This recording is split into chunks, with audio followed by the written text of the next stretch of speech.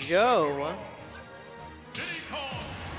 And it is going to be the Diddy Kong versus the Sephiroth. Both of these characters multi-talented as far as their character pools go, but I think these are the most well-known for these particular characters and players. So as we're getting our cameras adjusted here, both these characters are going to be duking it out in neutral, not throwing out anything too crazy.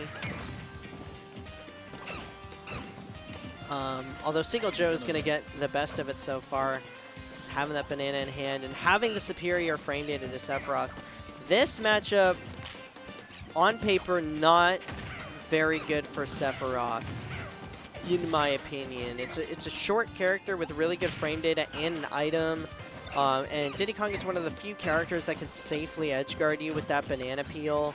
I mean, it's going to be tough no matter how you look at it.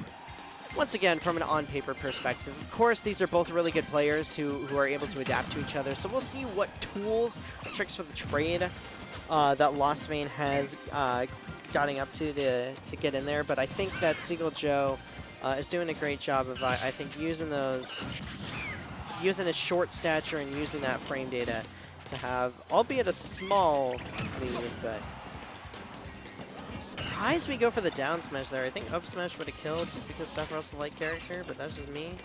Down smash is going to get the coverage there, so we are going to be up in terms of those percentages.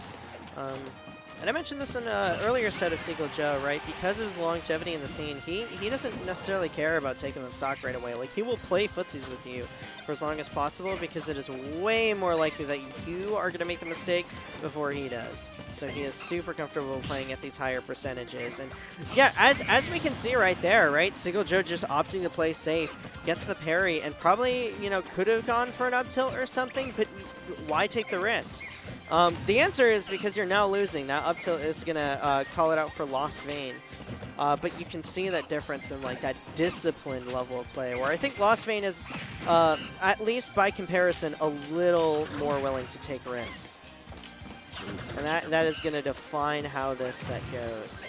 So we see that banana peel is going to get thrown straight up. And this is the spot where Diddy Kong might begin to struggle a little bit more because, you know, you're not going to be seeing those down tilts, and it's going to be hard to land a clean banana peel on a character that's jumping around as much as he is, who can play with as safe of a range as he does. So, as I was mentioning before, I still wholeheartedly believe, you know, on paper, Sephiroth isn't going to be winning this matchup, but he has some tricks for the trade that he can pull out. And that maneuverability is absolutely going to be one of them. Absolutely with that one wing on deck.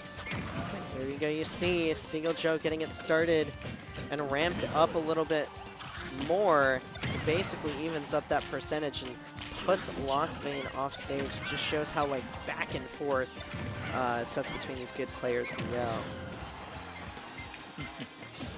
Because I feel like watching these high-level players, especially in the region, the way that a lot of sets seem to go, it's like a rocking ship, where a player will, like, they'll take a stock, they'll get, like, 60% of extra credit, and they'll start doing well, and then, like, their stock gets taken.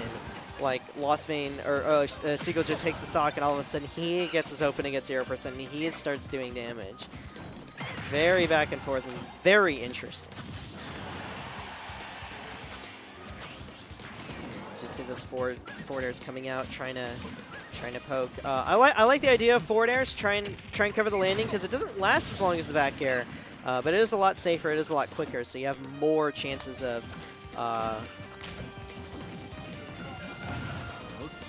getting the impalement. We are going to throw out that neutral B right there, though, especially with the lack of invincibility that you get, higher percentages on ledge. It was going to be a tough spot for Seagull Joe to come back. So very even game as we come down to last stock in game one. And as is customary with these close games between players right about at equal skill level, is that game one is so important.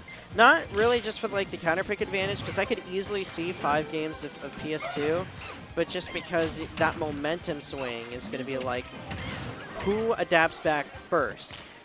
And like, let's say Lostvayne were to win this one and Seagull Joe adapts back, it just gives another opportunity for Lostvayne to adapt back later, or vice versa.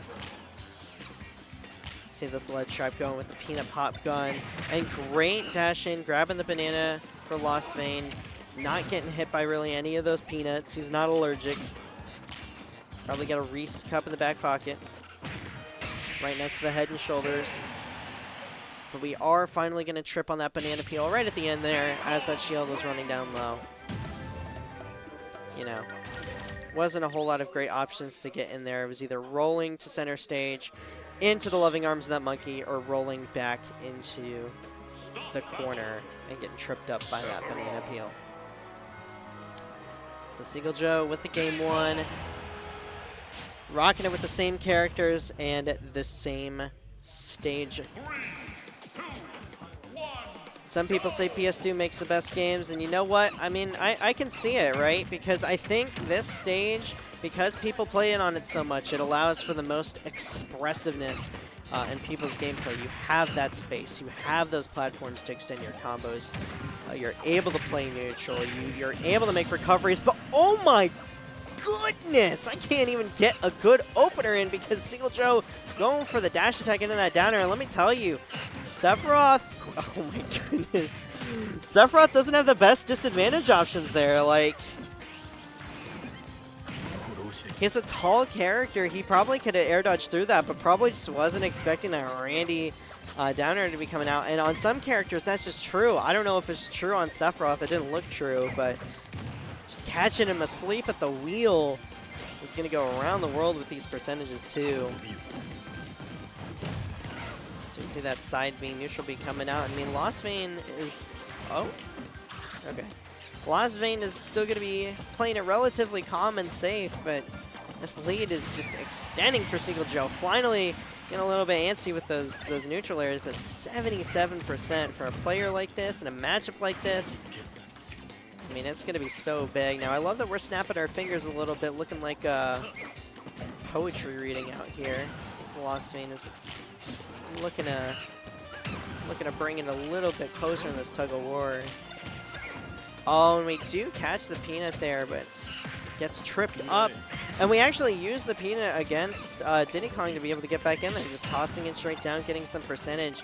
I like that despite how down we are and us playing at a disadvantage out in the corner, we're still fully willing to fight back like a feisty chihuahua or an unsuspecting human leg.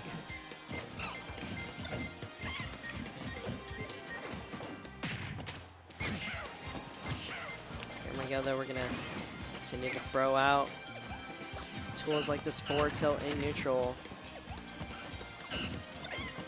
I mean, these long-range series of pokes, it's the best thing that Sephiroth has in his arsenal. So when that game plan starts to break down, where Seagull Joe is just playing in your face with that superior frame data and isn't really like falling for isn't getting caught by too many forward airs or back airs or forward tilts, and we're just able to weave around some of those best options, it can get tricky. Super armor shenanigans almost coming through for Lostvayne, but Seagull Joe doing a great job of dancing around you like a flea. It's just jumping from one spot to the other and making it really hard to pin down this monkey. And now an even bigger lead than we saw in Stock 2, 92% for Seagull Joe. It is looking like a potential 2-0 for Seagull Joe, but hold on a minute. Okay. I was going to say, hold on a minute. Lostvayne is having him off stage. A good reversal from Seagull Joe, but is coming up a little bit. That being said, though, close range banana, you don't want to be stepping on that. And I think what we saw between last game and this game that Lostvayne has been doing is we're trying to run up shield next to the banana to see what happens, but occasionally we'll roll into it or we'll dash too far and we'll get tripped up by that banana. And I think it's the biggest habit that Lostvayne needs to nix if he is going to take a game here.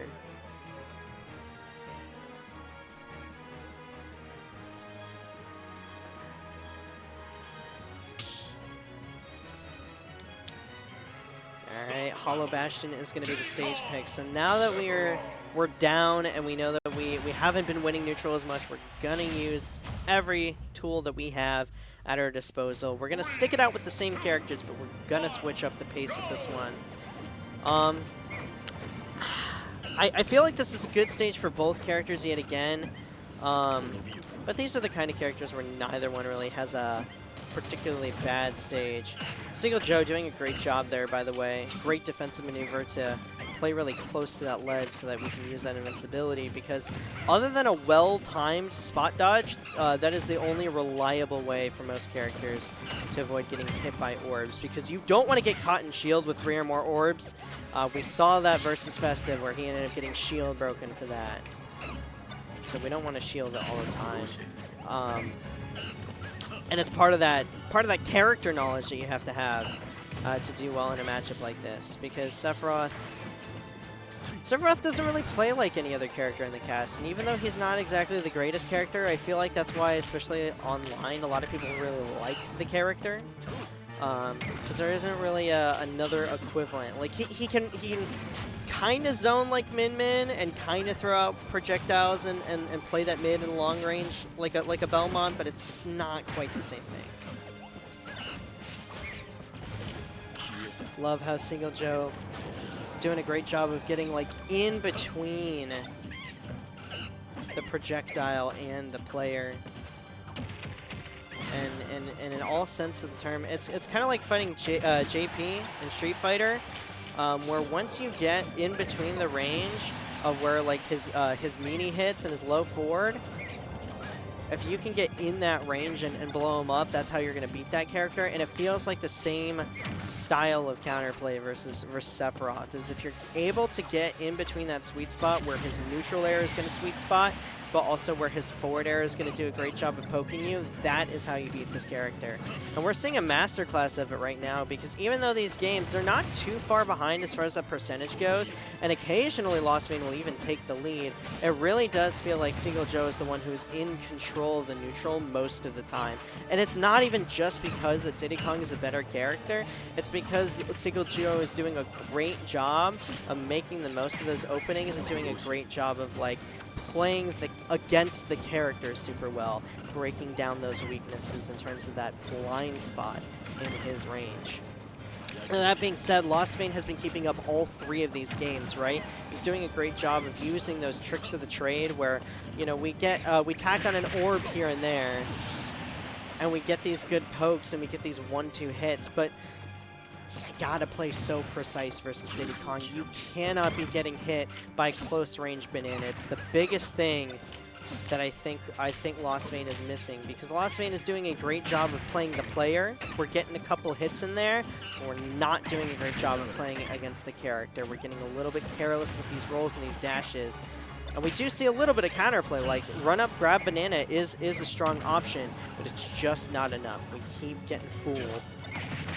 And I think Seagull Joe is looking to finish the chapter as, yeah, overzealous hitbox and a last-ditch losing effort for Lostvayne, and a 3-0 for Seagull Joe. Really great set, though, in general. I mean, it wasn't like Lostvayne was completely or totally lost in the matchup, but it's just one of those instances where